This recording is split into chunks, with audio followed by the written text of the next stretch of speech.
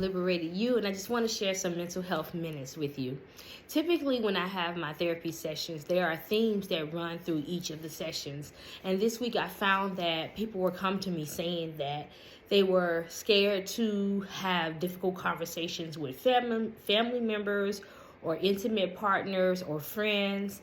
And I kept reiterating to them that hard doesn't mean bad.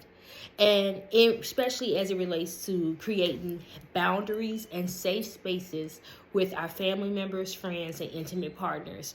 And so what do I mean by that? What do I want to share with you?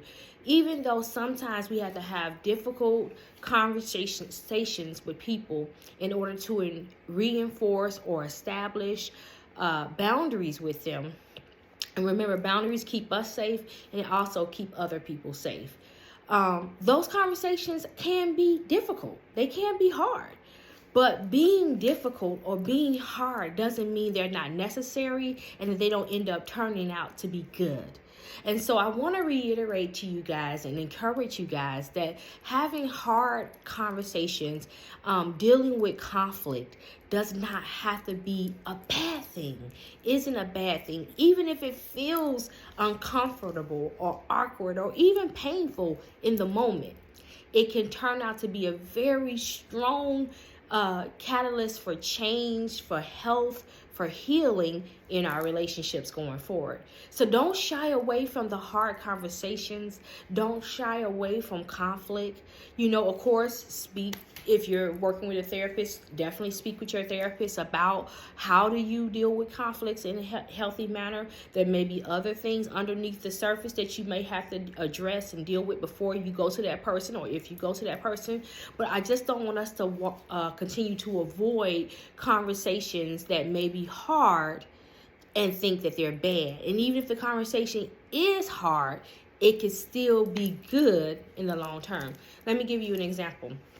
So a few months back, actually it was last year. It seemed like it was a few months back, but last year, my children and I did a Facebook video together. And after the Facebook video, I kind of talked to my kids like, hey, sounds like you guys were coming for me during the video. Well, that statement led to this very transparent conversation with my sons and my daughter about me as a parent, about them as children, them as children, things they didn't like that I did as a parent, things they did like, things I didn't approve of them doing as children, things they had never told me about me as a parent.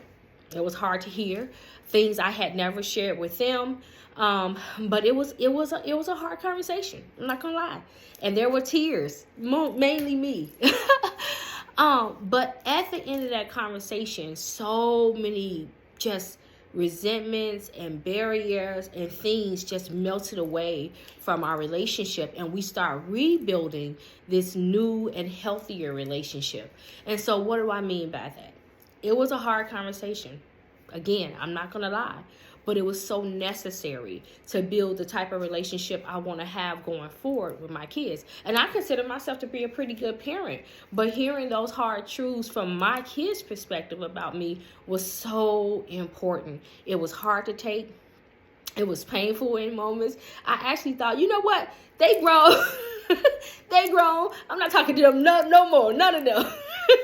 And that was just in my immaturity at that moment, my emotional immaturity at that moment, and in my pain. But once I thought about it, like, you know what, girl, you need to hear that stuff. You need to hear their hearts. You need to hear how some of the things you did or didn't do impacted them. And then you need to make necessary changes. And they needed to hear my heart too. They need to hear certain things that they had taken for granted for me as a parent. So it was a back and forth conversation. It was mutual. There was respect there, but it was hard.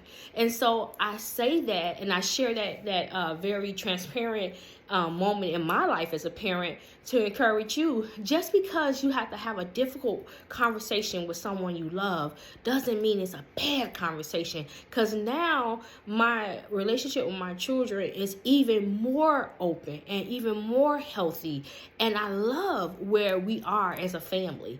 And so look, again, this is Angel Tatum with Liberated You. I just want to remind you that hard doesn't mean bad. Hard can become good. Okay? All right. Y'all be encouraged out there. I love you. Remember, do the work. Do the work.